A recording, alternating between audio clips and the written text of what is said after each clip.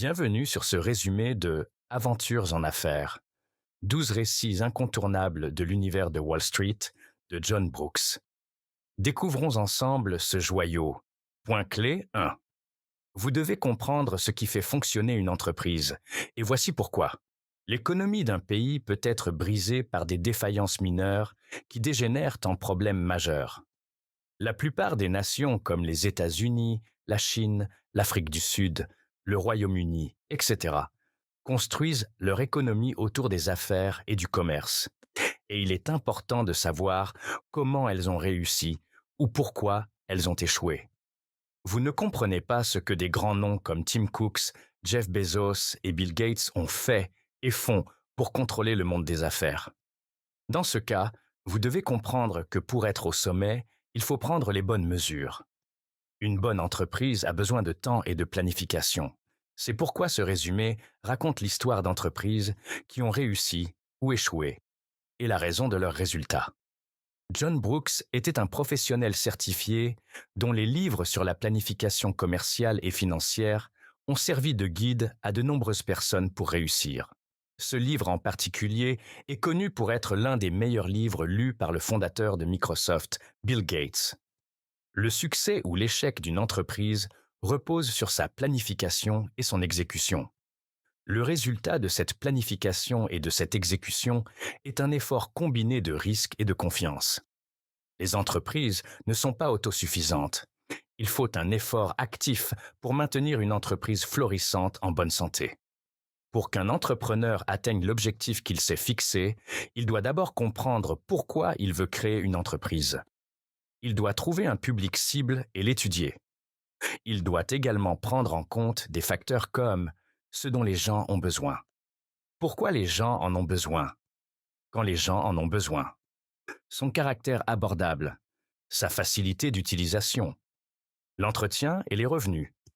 Dans ce petit livre, vous en apprendrez plus sur la bonne façon d'aborder les affaires. Point clé 2. La chute de la Ford Edsel est un exemple frappant de la manière dont une entreprise peut échouer en l'absence d'une planification adéquate. La chute des actions sur le marché peut provoquer une hystérie collective et une panique frénétique.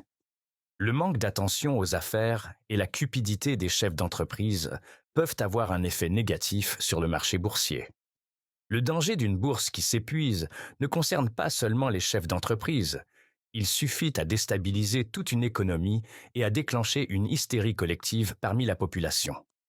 La tragédie qui a suivi l'histoire de la Ford Edsel a ouvert les yeux à de nombreuses entreprises dans le monde. C'est devenu l'un des cas les plus compliqués qui manquent d'explications adéquates.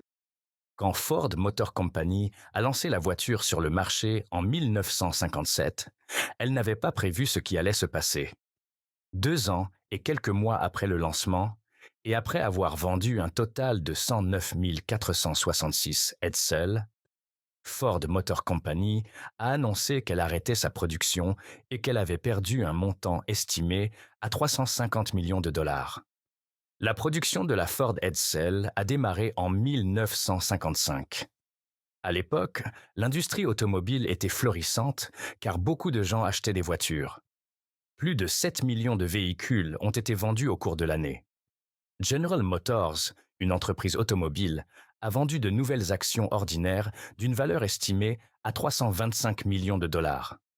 En raison de ce boom, Ford Motor Company a prévu une hausse massive de ses ventes, s'attendant à vendre au moins 200 000 Edsel par an. L'analyse effectuée par une étude de marché interne a permis de prévoir que le produit national brut des États-Unis augmenterait de plus de 135 milliards de dollars d'ici à 1965. Il prévoyait qu'au moins 70 millions de voitures circuleraient sur les routes américaines. Ces analystes professionnels ont également prévu qu'un bon pourcentage des voitures vendues seraient des modèles à prix moyen. Le problème de Ford est apparu quand il a été découvert que les voitures économiques produites répondaient également à leurs attentes. Ford a été confronté à un problème dans le secteur des voitures à prix moyen sur le marché.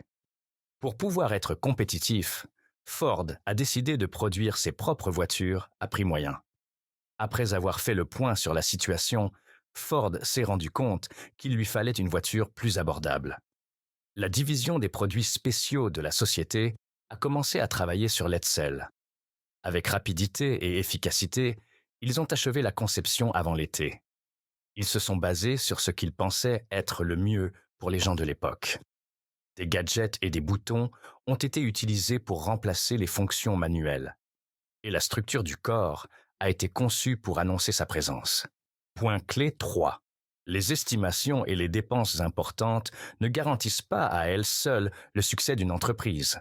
Pour ce qui est de l'estimation totale du projet, Ford a révélé qu'il avait dépensé environ 250 millions de dollars, dont 150 millions pour la reconstruction des usines d'assemblage et 50 millions pour la publicité et la promotion. La société a également employé 1800 personnes et 15 000 personnes supplémentaires pour les services de l'usine. Le 4 septembre 1957, Ford a lancé l'Edsel pour la plus grande joie du public. Le premier jour du lancement, il s'est vendu environ 6500 Edsel. Sachant qu'ils devaient vendre au moins 200 000 Edsel par an pour faire des bénéfices, leur début sur le marché était très prometteur. La vente de l'Edsel a connu un déclin, et 2 ans après la production, elle n'avait vendu que 109 466 voitures. Ne voulant pas perdre davantage, la société a arrêté la production et la vente de l'Edsel.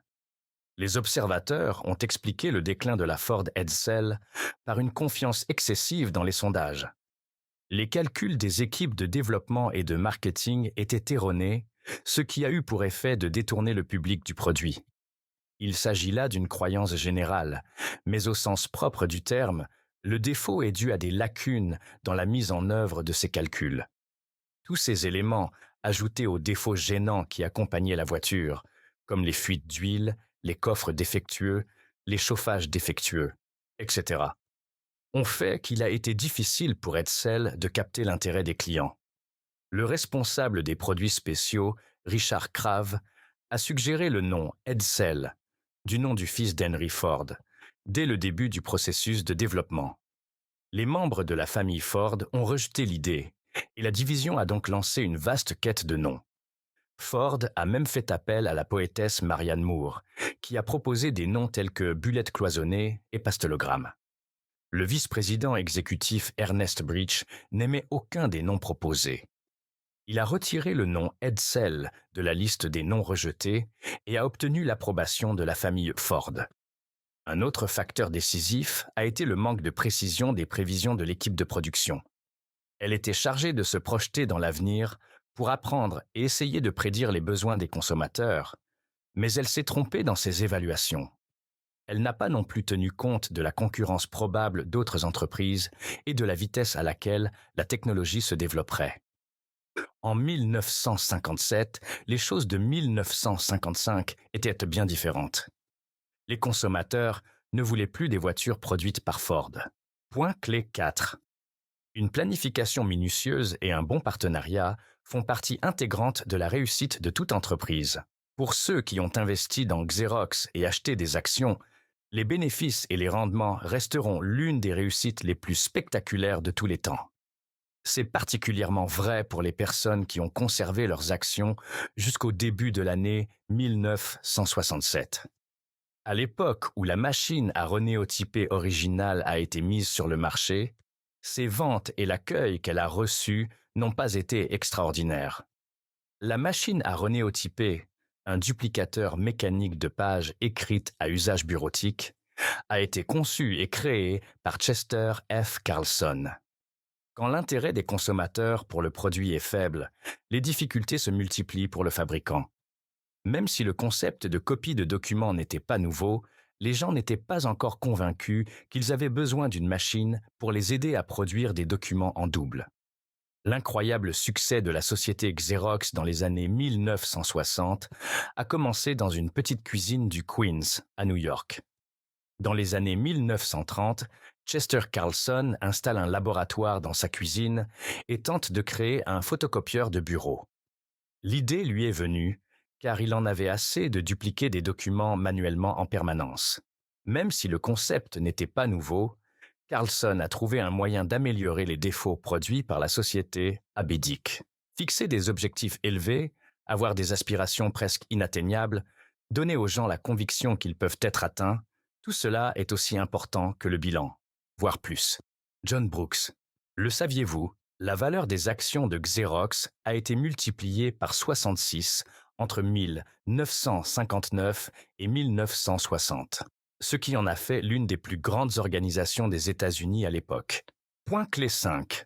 Conclure un bon partenariat peut vous aider à passer à l'étape suivante de votre activité. Au fil des ans, Carlson a tenté en vain de commercialiser et de vendre son produit à la population.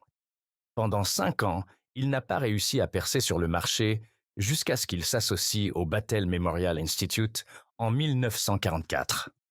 Le partenariat de Carlson avec le Battelle Memorial Institute l'a aidé à perfectionner son invention, ce qui lui a permis de vendre son produit au public. En 1946, la Haloid Company de Rochester, New York, a racheté et rebaptisé la Xerox Corporation. 13 ans plus tard, grâce aux efforts combinés des deux parties et à un investissement de 75 millions de dollars pour bien commercialiser le produit, la société sort son premier photocopieur de bureau en 1959. Les ventes de ce produit ont entraîné une frénésie sur le marché, les entreprises l'achetant en masse. 7 ans après sa mise sur le marché, Xerox Corporation affichait un chiffre d'affaires et des bénéfices d'environ 500 millions de dollars, faisant de Carlson l'une des personnes les plus riches d'Amérique. Pour ceux qui ont investi dans l'idée de Carlson, les dividendes ont été généreusement versés, car ils ont été récompensés par une valeur élevée. En tant qu'entreprise standard, Xerox a conservé sa réputation de meilleure entreprise. Ses activités caritatives et sa responsabilité sociale en font l'une des meilleures entreprises d'Amérique. De nombreux philosophes, industriels et inventeurs ont démontré qu'un manque de communication peut rendre une entreprise inefficace. L'un des principaux problèmes des entreprises est le manque de communication.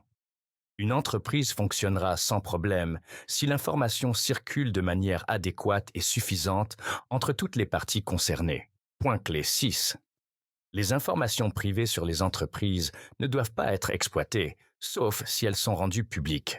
Le procès intenté par la Security and Exchange Commission contre la Texas Gulf Sulphur Company en 1966 a bouleversé la façon dont Wall Street menait ses activités. Auparavant, la SEC appliquait à peine les règles relatives aux délits d'initiés et aux transactions commerciales. On pense généralement que les dirigeants pourraient tirer un profit raisonnable d'informations privilégiées. Ils s'efforceraient de maintenir les performances à un niveau élevé. En 1959, Texas Gulf explore les terres à la recherche de gisements de minéraux au nord de Timmins, dans l'Ontario. Elle trouve un site qu'elle nomme Kidd 55. Le 9 avril 1964, 3 forages d'essai effectués par Texas Gulf confirment que la mine sera commercialement exploitable, même si la société ne connaît pas encore l'ampleur de ces gisements. Le samedi 11 avril, la nouvelle d'une découverte potentiellement gigantesque se répand rapidement dans les milieux miniers canadiens, et les journaux américains s'en emparent peu après. Texas Gulf a réagi à cette nouvelle par un communiqué de presse 3 jours plus tard et l'a minimisé, affirmant que les rapports initiaux étaient largement exagérés et très peu fiables. Ce communiqué de presse a eu l'effet escompté de refroidir la demande d'action de Texas Gulf sur la base de l'annonce de la découverte d'un énorme gisement. L'action a immédiatement baissé de 32 à 3078 à la fin de la journée et a continué à baisser jusqu'à 2878 2 jours plus tard.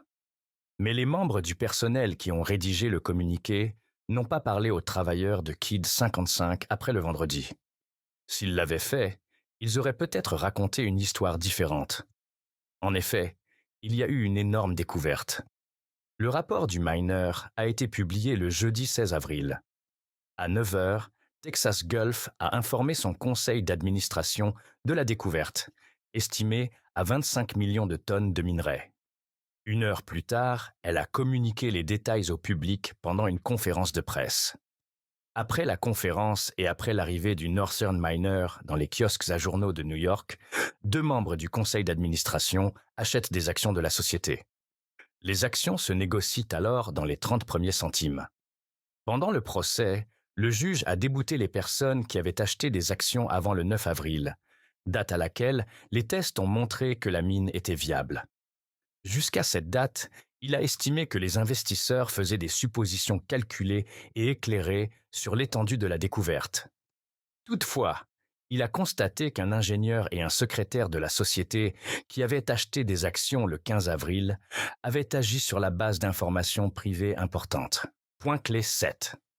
Une information privée ne peut être considérée comme publique tant que les médias n'ont pas été dûment informés par l'organisation en question.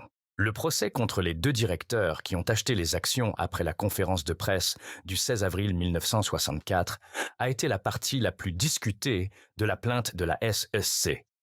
Il s'agissait de déterminer comment, pourquoi et quand une information privée devient une information publique. Une information privée devient-elle publique quand elle est communiquée aux médias? Ou la loi doit-elle prévoir un délai raisonnable pour la diffusion de l'information? La SEC a privilégié la seconde interprétation, bien qu'elle n'ait pas été en mesure de préciser un délai raisonnable. Le juge n'a pas suivi la SEC, estimant que la nouvelle était publique au moment où Texas Gulf a informé les journalistes. Il a prononcé un non-lieu à l'encontre des deux directeurs inculpés par la SEC. En 1968, cependant, la Cour d'appel des États-Unis pour le deuxième circuit a annulé la plupart des décisions du juge. La Cour d'appel a estimé que les personnes qui avaient acheté des actions avant le 9 avril avaient agi sur la base d'informations importantes provenant des tests de novembre 1963. L'un des directeurs est décédé avant l'audition de l'appel, mais la Cour a jugé que l'autre directeur avait agi trop tôt en achetant des actions après la conférence de presse. Cet arrêt a donné le ton à d'autres entreprises en ce qui concerne la publication d'informations et l'achat d'actions d'une société. L'arrêt affirme que tant que l'information n'est pas rendue publique, le personnel et les travailleurs de l'entreprise ne sont pas censés acheter des actions sur la base d'informations privées. Les employés n'ont pas le droit de divulguer des informations internes, à moins que l'organisation n'autorise le ou les employés à le faire en son nom. Ces informations ne peuvent pas non plus être utilisées à des fins personnelles. Point clé 8. La confiance d'un employé doit être attendue même s'il travaille pour une entreprise concurrente. Quand un employé rejoint une entreprise ou une organisation rivale, on attend de lui qu'il garde les secrets et les informations confidentielles de son ancienne entreprise.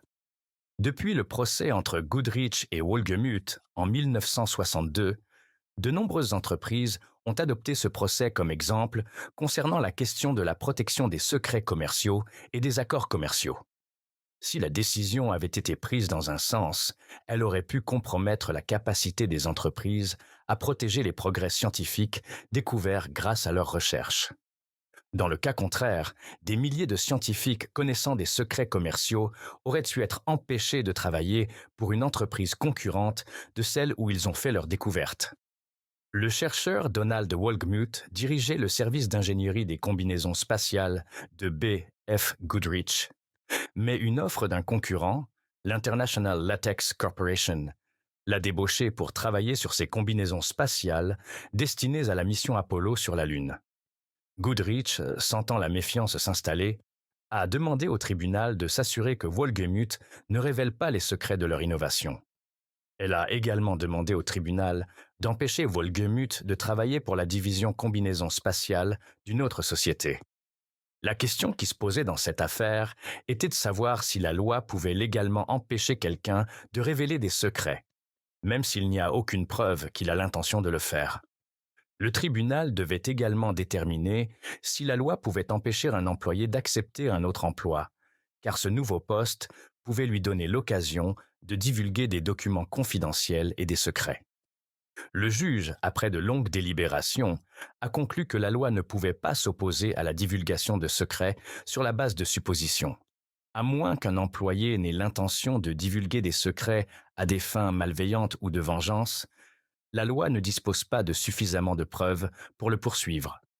Ce jugement a toutefois été annulé par la Cour d'appel qui a estimé que Wolgemuth ne devait jamais divulguer de secrets commerciaux à une autre organisation. La Cour d'appel a toutefois décidé que Volgemut pouvait travailler pour le service des combinaisons spatiales d'un concurrent. L'affaire et l'arrêt qui a suivi ont incité les entreprises à intenter des actions en justice contre les employés fautifs qui sont allés travailler pour d'autres entreprises. Conclusion du résumé. La survie de toute entreprise repose sur une planification minutieuse et des calculs adéquats. Une entreprise qui n'est pas fondée sur la confiance s'effondrera au moindre coup de vent et tout s'écroulera. Les entreprises font partie intégrante de la croissance de toute société, et c'est pourquoi nous devons leur accorder une attention maximale.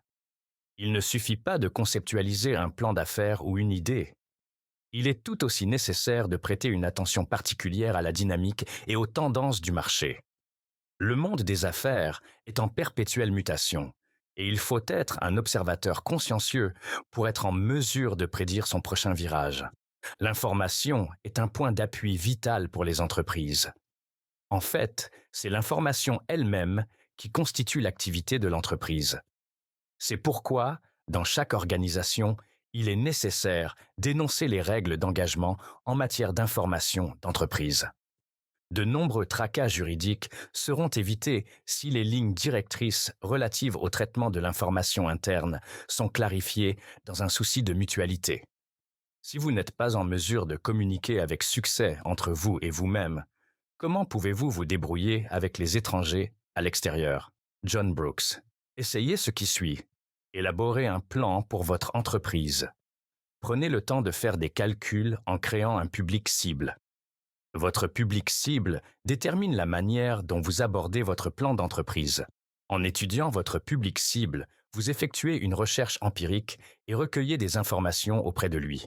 Ensuite, assurez-vous d'un bon partenariat si nécessaire et obtenez suffisamment de capital pour démarrer. C'est tout pour l'instant. D'autres résumés passionnants sont à portée de clic.